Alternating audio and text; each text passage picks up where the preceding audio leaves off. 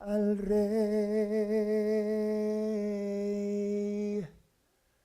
Alcémosle nuestra voz, porque Él es digno de nuestro amor, nuestra adoración.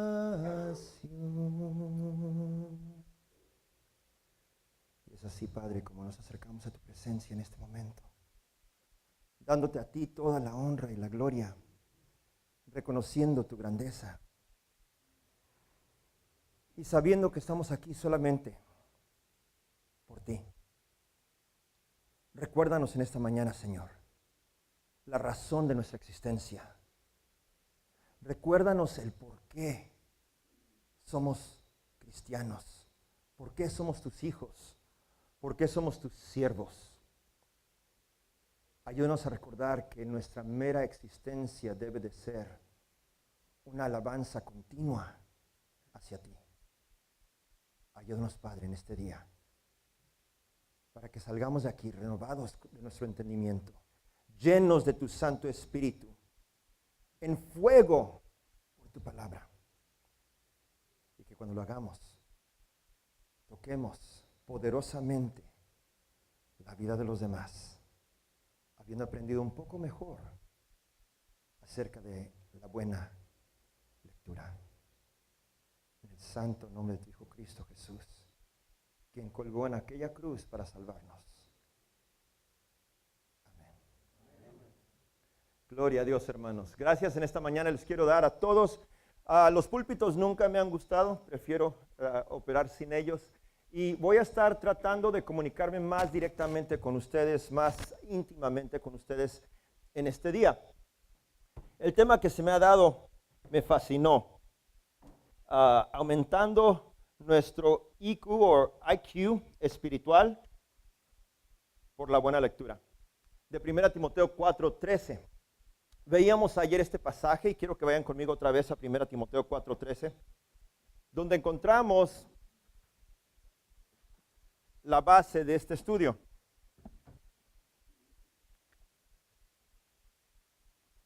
Y aquí en 1 Timoteo 4:13, la palabra de Dios nos dice de la siguiente manera.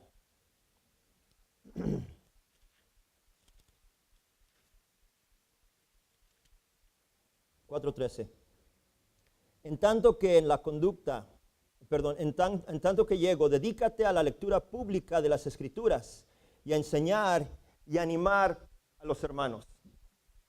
Estamos en este momento un grupo de predicadores, de siervos, de esposas de predicadores, de personas que nos dedicamos a servir en las iglesias del Señor. Estamos aquí con el propósito de mejorar nuestra servidumbre, de ser un poco mejores en lo que hacemos y de reconocer lo que aquí nos dice, que cuando lo hacemos estamos animando a la hermandad, estamos fortaleciendo la fe de los creyentes. En este día quiero compartir con ustedes varios pensamientos acerca de todo esto.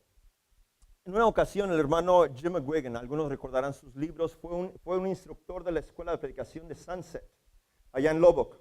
Escribió muchos libros y era un orador tremendo. Y nosotros en la congregación de Colgate, cuando yo era un ministro de jóvenes, lo invitamos que viniera a predicarnos y le dimos cierto tema, ya ni recuerdo cuál tema era.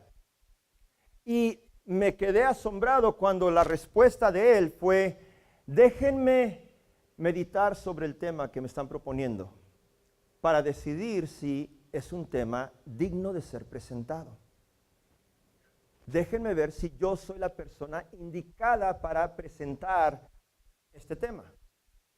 Yo nunca había oído de nadie y desde entonces nunca he vuelto a oír de nadie que diga, déjame estudiar el tema que me estás dando para ver si es un tema correcto, apropiado, digno, etc. Pasaron algunos días y nos llamó y nosotros pues un poco nerviosos, ¿verdad? A ver qué si nos dice que no, que el tema no es apropiado. ¿Se lo damos a alguien más o cambiamos de tema o cómo le hacemos? Nos llamó un tiempo después y aceptó. Y vino y nos predicó y un tremendo mensaje que nos trajo en aquel día. Pero nosotros, hermanos, tenemos la responsabilidad de fijarnos bien cuando estamos hablando de la buena lectura.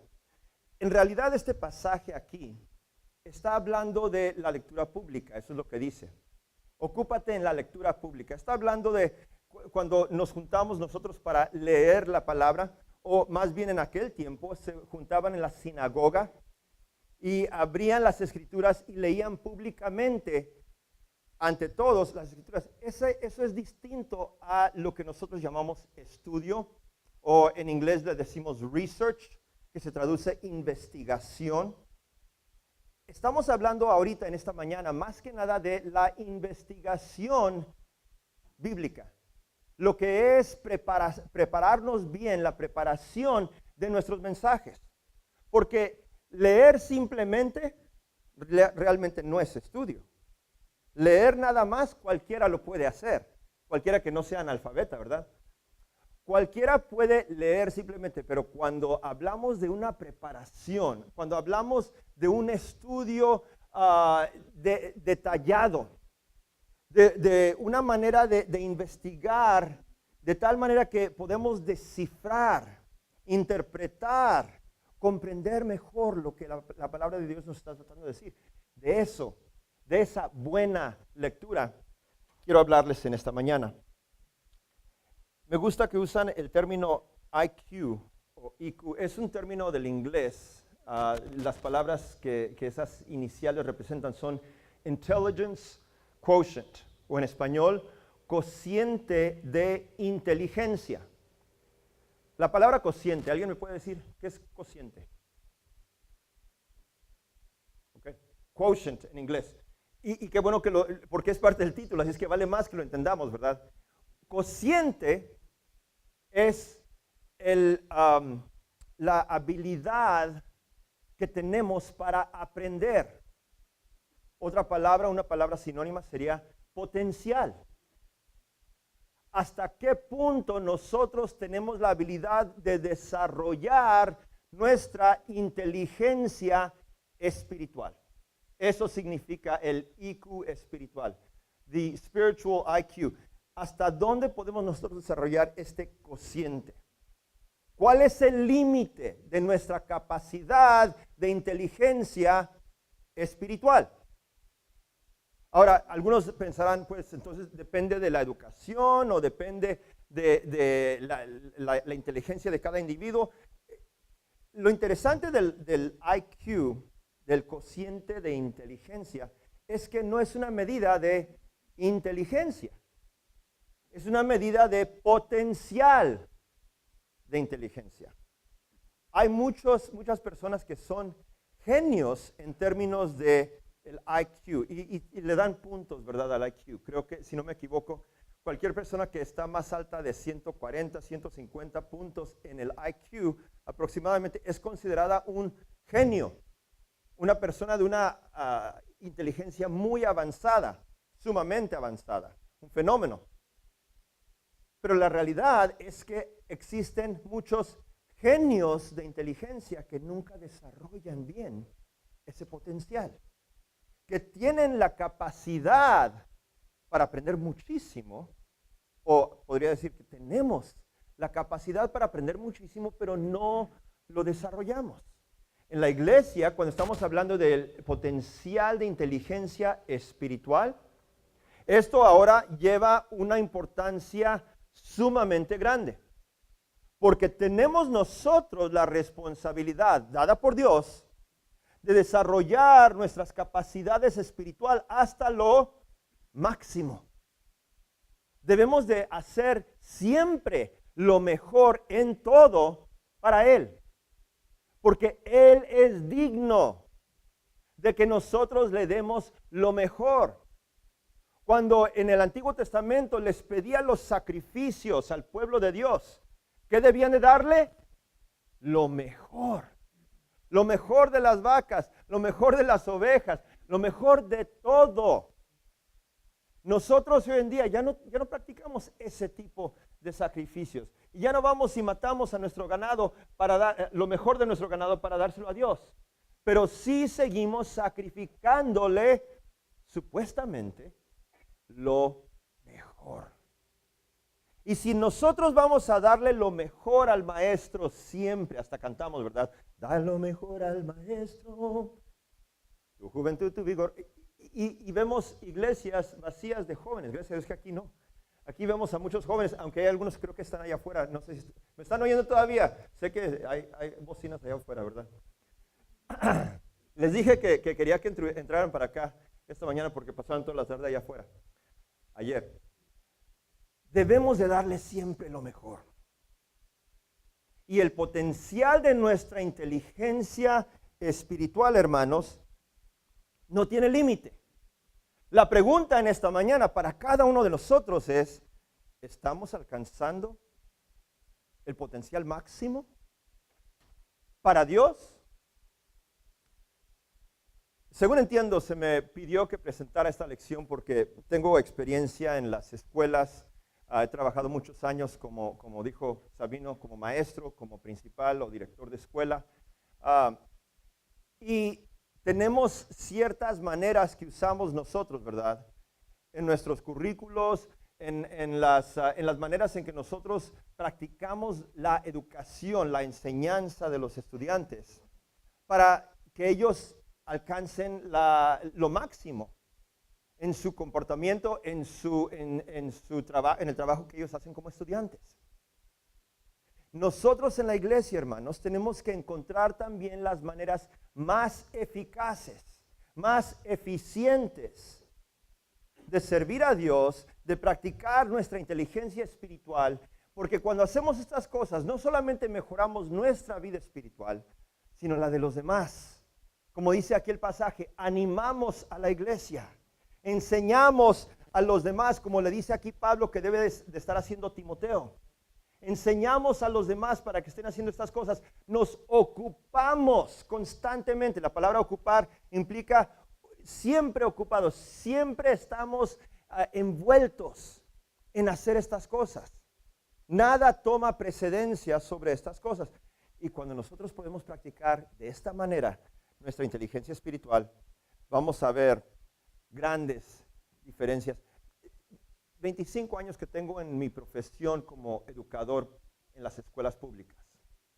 Pero, como dijo Sabino, 50 años en mi pasión como cristiano. Nací en la iglesia casi literalmente. Nací en la casa del predicador, enseguida de la iglesia de Cristo por la colonia González, en Piedras Negras, Coahuila. La congregación que mi papá estableció. Y en esos 50 años, medio siglo de ver el desarrollo de la iglesia, cosas fascinantes, cosas hermosas y cosas tristes también, que estamos viendo constantemente. Vamos a mencionar algunas de ellas, buenas y malas, en esta mañana. Todo esto es parte de la buena lectura, hermanos, porque cuando nosotros nos preocupamos, o dice aquí Pablo, nos ocupamos en hacer estas cosas, vamos aprendiendo lo que es bueno y lo que es malo de cada una de estas cosas. Tenemos esa responsabilidad.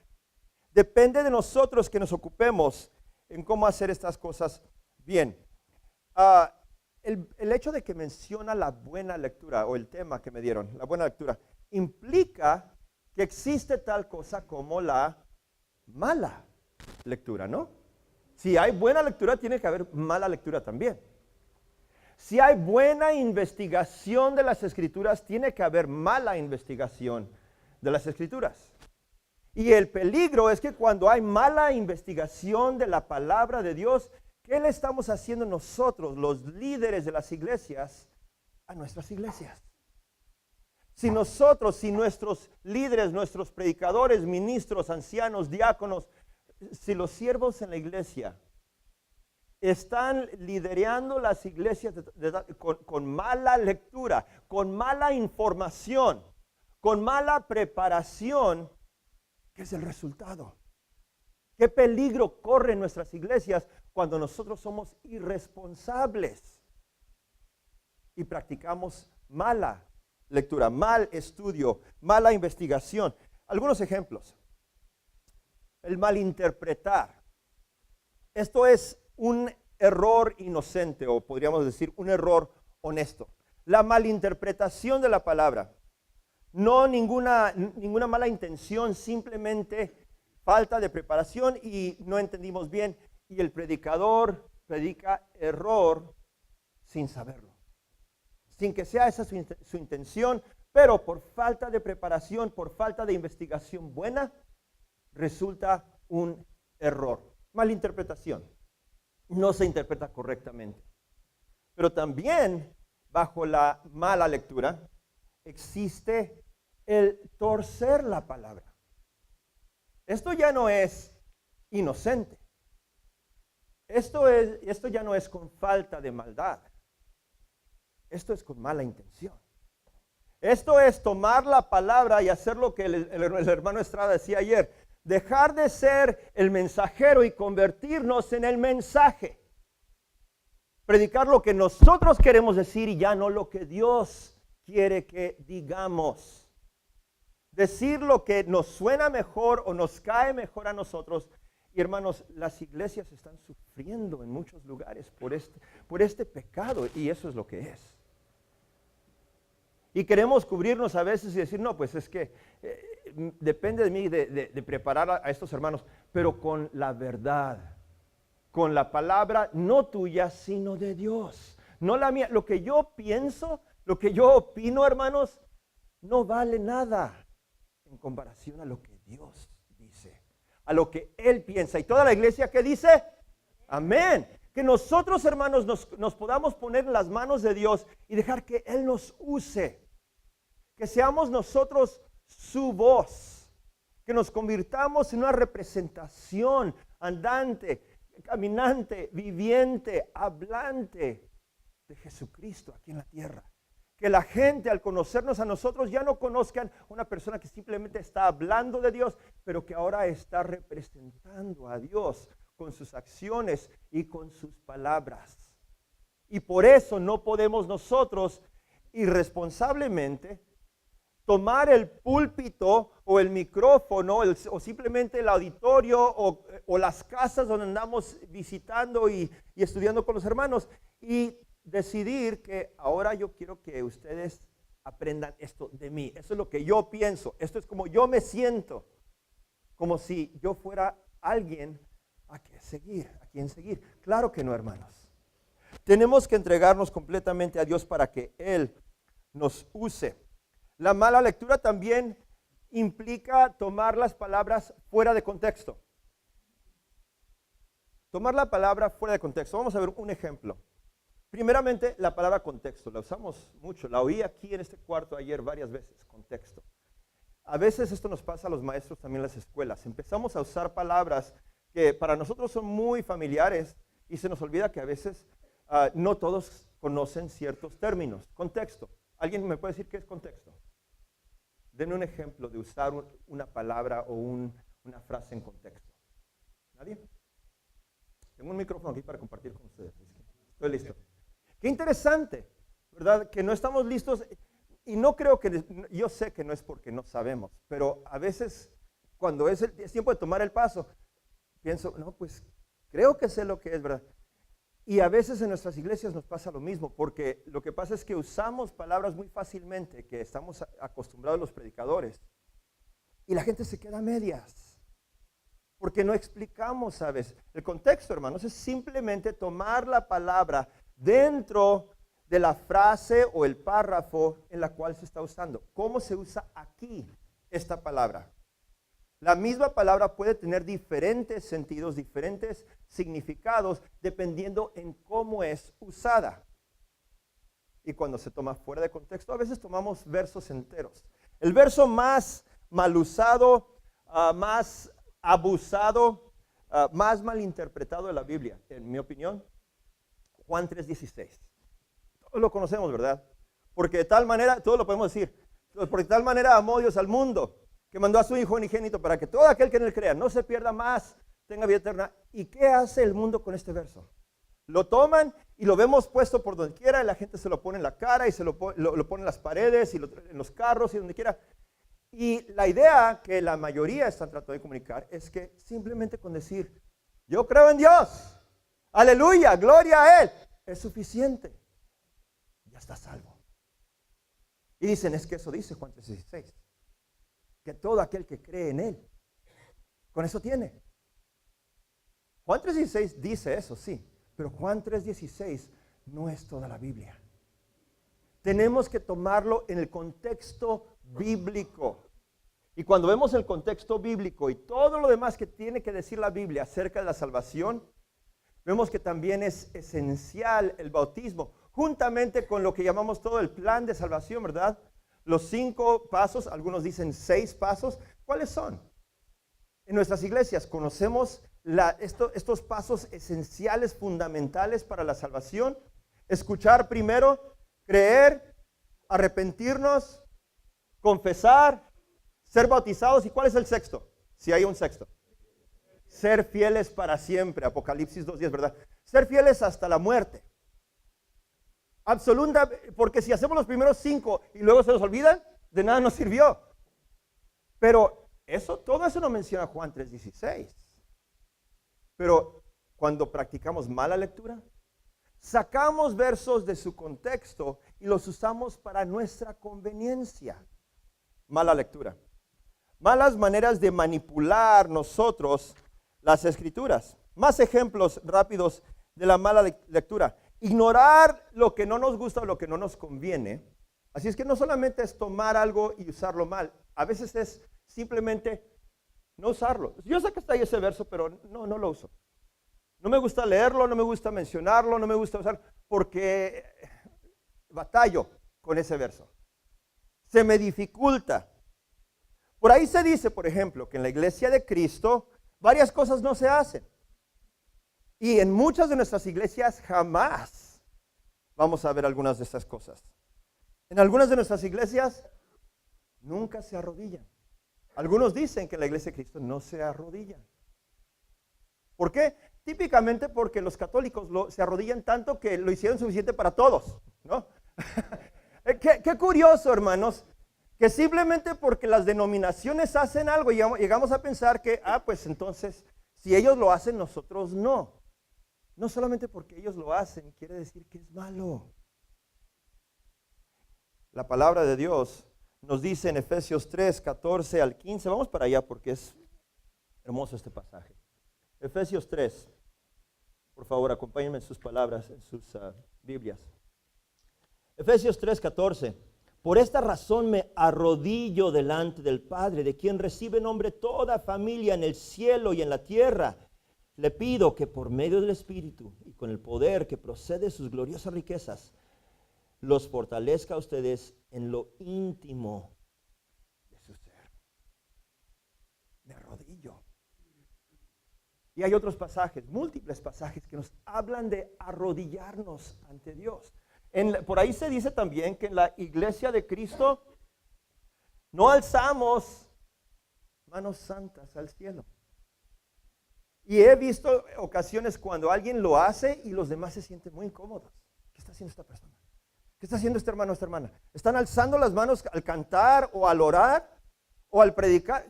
¿Qué es esto? Herejía. ¿Verdad? Estamos saliendo. ¿De veras? Pero, ¿qué nos dice la palabra de Dios en 1 Timoteo 2:8? Vamos para allá. 1 Timoteo 2:8. Y se los leo porque no quiero que nadie diga que me lo estoy inventando o que yo mismo lo estoy torciendo. Dice aquí: quiero pues que en todas partes los hombres levanten las manos al cielo con pureza de corazón, sin enojos ni contiendas. Este verso me parece fascinante porque no solamente nos dice que hagamos algo que casi nunca hacemos en nuestras iglesias latinoamericanas, pero nos dice que no hagamos algo que hacemos todo el tiempo: las contiendas y los disgustos. ¿Qué es lo que dice Pablo en Romanos 7? Lo que no debo de hacer, eso hago. Y lo que sí debo de hacer, no hago. Miserable soy, dice Pablo. Qué bajez de hombre, qué problemas me incurro yo cuando hago completamente lo opuesto o practico completamente lo opuesto a lo que Dios me enseña?